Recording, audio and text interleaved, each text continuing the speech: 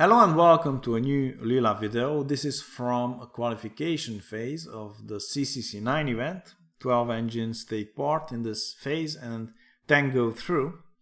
And Leela's opponent in this game is Rofchade. I'm pretty sure his name comes from the German Rofchade, which means castling. But I'll call it Rofchade because it sounds more dangerous. Or maybe even rough. Rough. Sounds even more dangerous. Alright, I'll stick with Rofchade here.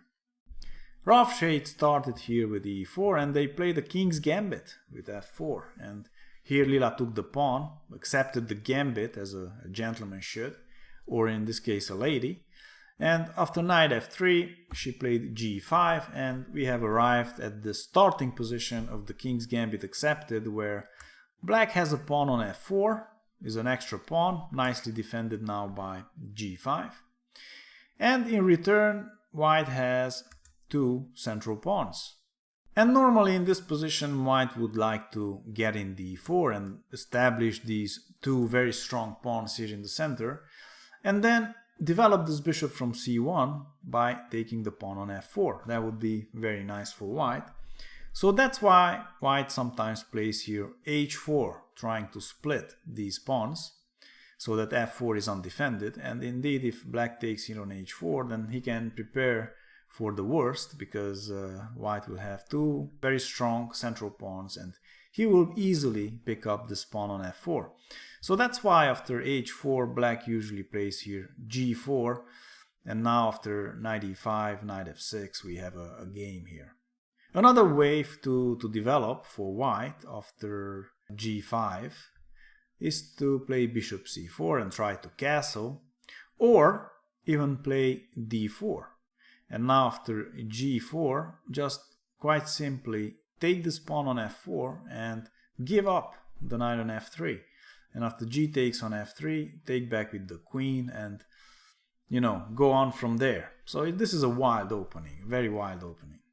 But after g5, Rofchade went for a less popular move. He played here h3, just quite simply preventing this pawn to get to g4 and harass the knight. And Leela here played knight f6, developing and attacking this pawn on e4, but with knight f6 she is also interrupting the queen's defense of g5, and Rofchade immediately captured that pawn. And now the f4 pawn is weaker and could be captured by that bishop. But knight g5 also has downsides. Now the g file opened up and the rook immediately goes to g8. And after knight f3, Leela didn't capture this pawn but developed the other knight with knight c6. Taking on e4 would result in a queen exchange that Leela didn't want. Here after queen e2, pinning this knight, she would be forced to play queen e7, and after something like knight c3 and knight g3, the queens come off, and this position is good for white. He would probably capture on f4 at some point, and there's less pressure on the white king. Instead, after knight f3, Leela preferred to play here knight c6. Rofchade now just calmly defended the pawn on e4, and he's preparing to take with the bishop on f4 as he wanted, and it all looks very nice for white, except that now Leela immediately attacks the white center with d5. And taking that pawn is not so great, because the knight recaptures and this knight is nicely centralized. It defends the f4 pawn and maybe has ideas of jumping to e3. And trying to chase the knight away with c4 and then taking this pawn would backfire immediately after something like bishop b4. And here white has a couple of options. Knight c3 is not good because you just lose a pawn after b takes and bishop takes. And if white plays here bishop d2, then this bishop is pinned and is not guarding e3 anymore, so this knight could jump into e3. And after something like queen e2, this bishop, remember, can take here, and if it takes on b4, then just knight takes. And black is preparing here rook b6 and rook e6, and this would be very, very uncomfortable for the white king. So taking is not good, but also pushing the pawn to d5 Well, this is also not very good because the knight then can jump to h5 and defend the pawn on f4. And you can't really harass the knight because black just takes en passant. Also, by playing e5, white weakened the f5 square and this bishop could jump in there.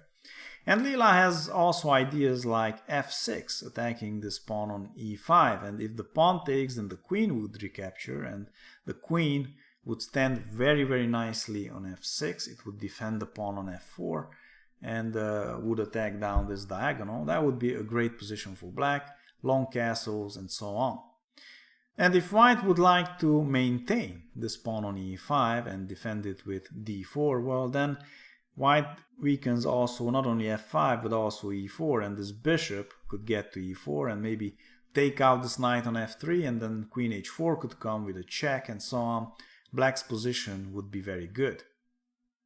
So instead of pushing or taking here after Leela's very energetic d5, Rofchade just quite simply recaptured here on f4, and after d takes on e4, she didn't take back immediately with the pawn because after the queen exchange, this would be now very good for black after knight takes on e4, threatening also to fork here on f2. But white doesn't need to take back the pawn immediately after d takes on e4 here.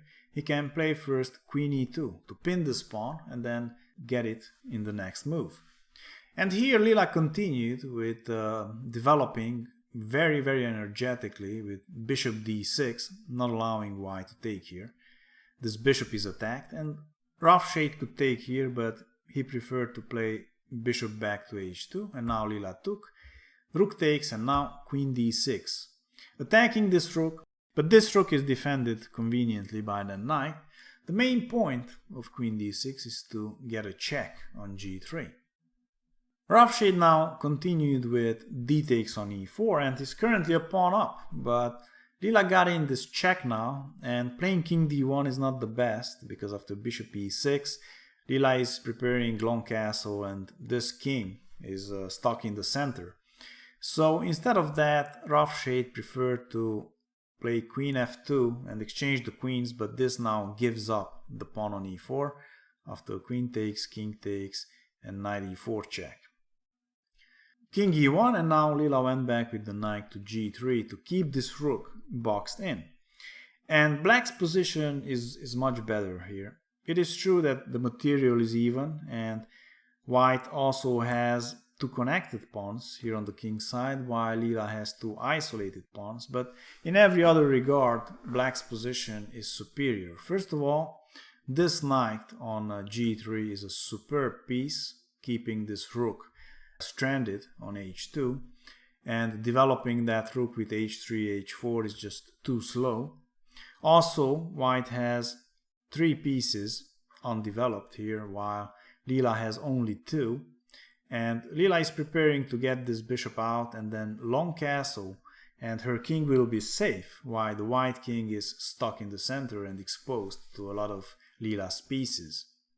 Rofchade continued with bishop d3, and in this position Leela again developed energetically with bishop f5, attacking this bishop. Rofchade took, the knight took back, and in this position this rook still can't move because white drops the pawn on g2.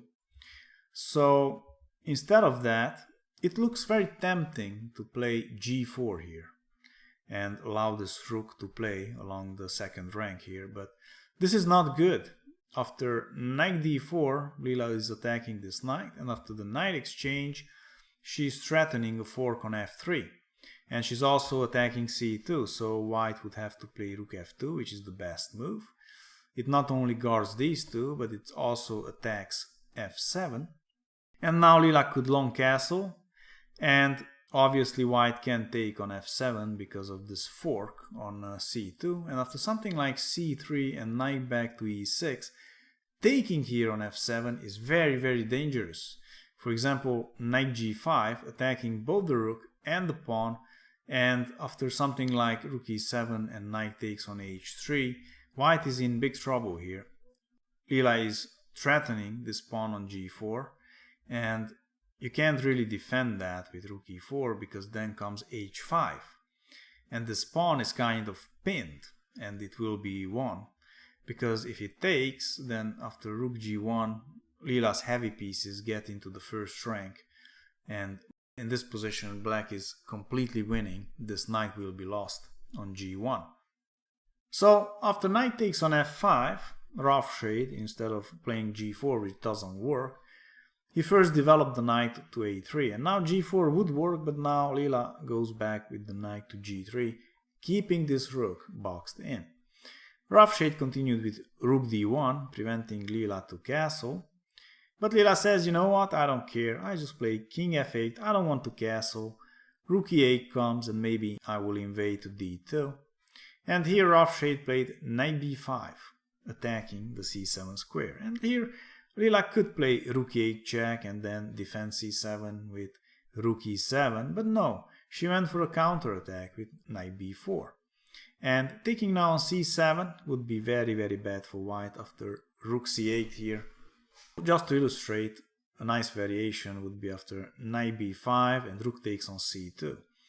And here knight c3 is the best defense, but let's say if rook d2 happens, then Leela would have rook c1 check, and after something like king f2, knight e4 check, and this rook would be lost. So the rook would have to go back, but now knight d3 check, king d2, rook takes, king takes, and now knight c1, knight f1, attacking the rook on a2, and after rook a1, white runs into this fork with f2 and black wins. So after knight b4, instead of taking on c7, which is not good, Rofchade continued here with king f2, rook e8, king b1, and now c6, saving this pawn which was attacked, knight d6, attacking b7, rook e7, c3, driving the knight away, knight d5, and this knight has a very nice square here on d5, it has very good prospects, so Rofchade drives him away from there, but now the knight goes to e3, and those knights are very pretty there.